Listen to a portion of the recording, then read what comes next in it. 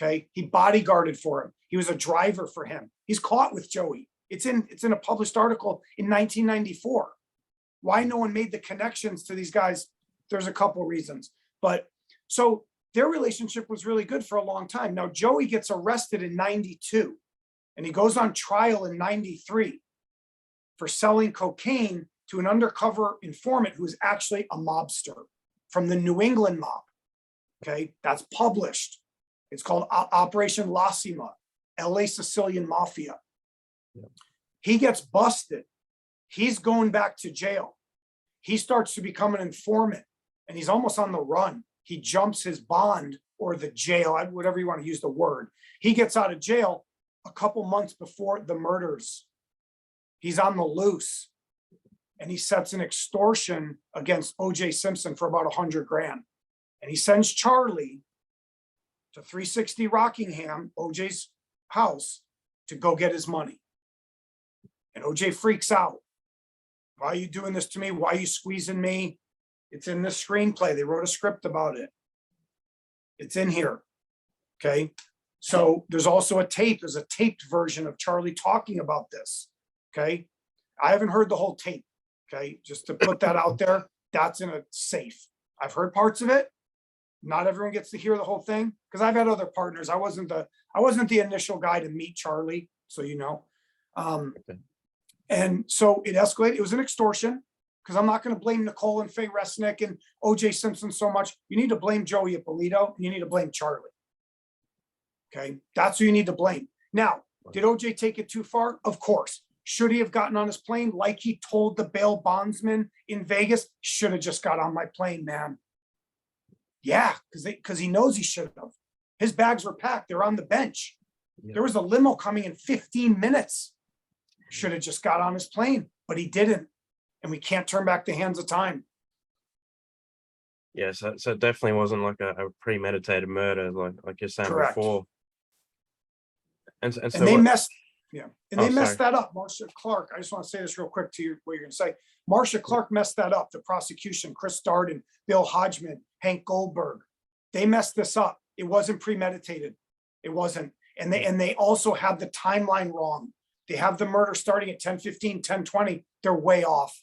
I mean, not way off. They're off by 15 minutes. But in a trial, if you're off by, it sets everything backwards, you know? So they just dropped the ball on the whole thing, pretty much. Well, the evidence doesn't line up. So if some people are telling you the dogs start barking at 10:15, 10:20, and other people tell you they're not barking till 10:35, and there's no blood outside when the blind date walks past Nicole's house, literally past her doorway at 10:29 p.m., they see no blood. They hear no barking. They would have walked through the blood. It ran across the sidewalk. Yeah. So they saw and heard nothing. And the prosecution just erased them, just decided, no, we're not going to believe that. Yeah. So then what happens, like, do you know the specifics of what happened with the murder? Yeah, I mean, I know Charlie doesn't say too much about the murders because the more he tells us, he could go to jail. There's no statute of limitations on murder, right? Yeah. So through my investigation, the way I've told the story before is, I pretty much know what happened, okay? They both killed them. Not Nicole, they both kill Ron Goldman. There's 2 knife wounds on Ron. The coroner tells you that on tape, in trial, under oath. There's 2 morphologically different types of stab wounds on the victims. He gets kicked off the case after 1 day because he said there were 2 knives. Yes. So I'm not saying Charlie stabbed Nicole. There is some evidence that there is a double-edged blade. I don't think he stabbed Nicole. He doesn't talk about it. He's never going to tell. Even on the tape, he doesn't say that he's stabbing them. That's not how he tells the story. So, but if you have to use evidence. I mean, his shoe prints are in blood at the crime scene, 10.5 size parallel line shoe prints. There's like 4 of them. Okay. His fingerprints are there. There's a lot of evidence that he's in the crime scene and he's active. Okay. So that's, as for details, I don't want to get caught in the minutia. OJ slit Nicole's throat. OJ killed Nicole and OJ helped Charlie kill Ron Goldman. Okay. That's why 2 people could get murdered and no one hears any screams. Yeah. Nobody, it's like, dude, 10:30 at night in LA is like Yeah. daytime. And they're Yeah. 7 feet from the sidewalk. I've been there 3 times. It is close and it's a busy street. It's off Wilshire Boulevard.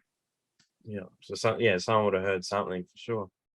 Yeah, I mean, how do you kill two? And one, look, OJ could kill 2 people. I'm sure anybody could. Your adrenaline's going. You're 6 foot, 200 pounds. Yeah, I mean, I'm not saying he couldn't, but Ron Goldman was about 5'11 and a half. Okay, 170 pounds, young guy fighting for his life.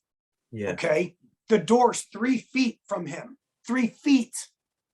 Why couldn't he run out? He can't run out because he's got 2 guys on him pushing him into this killing cage. It's almost like a cage. He's trapped. You know. Wow. And so, Yeah. so the murders happen, and what's the aftermath of that? Is OJ and Charlie still cool with each other, and what happens there? So basically, the way the screenplay tells it, the way the confession talks is they don't talk to each other for 5 years. They do not say a word to each other. So Charlie goes back to Miami. OJ moves on with his life. Remember, he's in jail for 1.5 years. Yeah. Okay. They don't speak at all. Wow. Okay. So after he's acquitted on October 3rd, 1995, they still don't speak. Now, when OJ moves to Miami in about 1999, that's when they reconnect. And that's how they play it in here too, is that's how they meet at a party again. Oh, how you been? Hey, it's good. We didn't talk. We shouldn't have talked to each other. Yeah. How you been? They pretend like they haven't, which look, you wouldn't talk to each other either. Yep. You need to disappear. And Charlie never came back to LA ever again, ever in his life. And he's like 68 years old right now. Wow. It's crazy how no one else has put that together as well.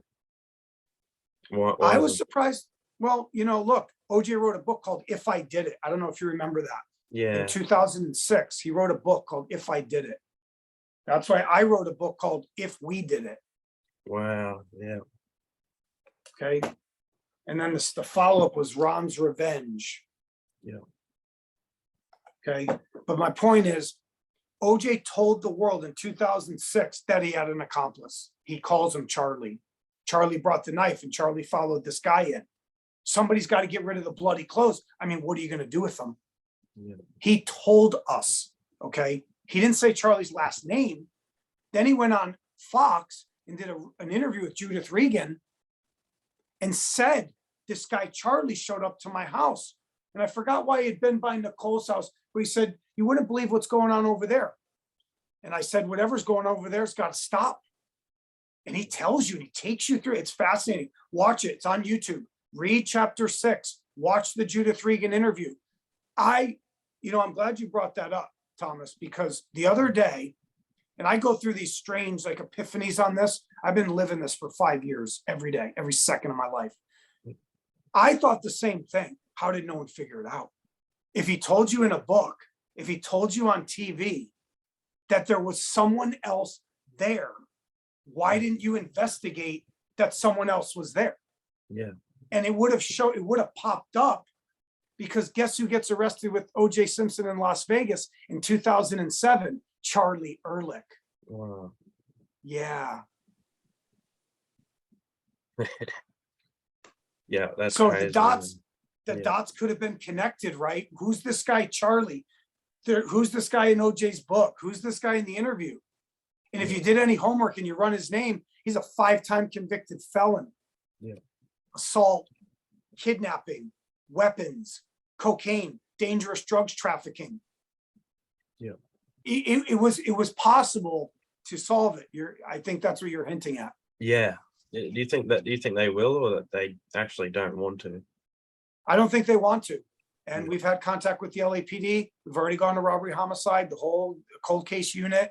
They don't really care. I'll be honest. I respect them for talking to us. They don't care. You have a double jeopardy on OJ. Can't use them. Can't do anything with OJ. Yeah. And, you have a taped confession from Charlie Ehrlich, but what if he says, I made it all up? Yeah. See, so, to be honest, look, I like to be cerebral about these things a little bit too.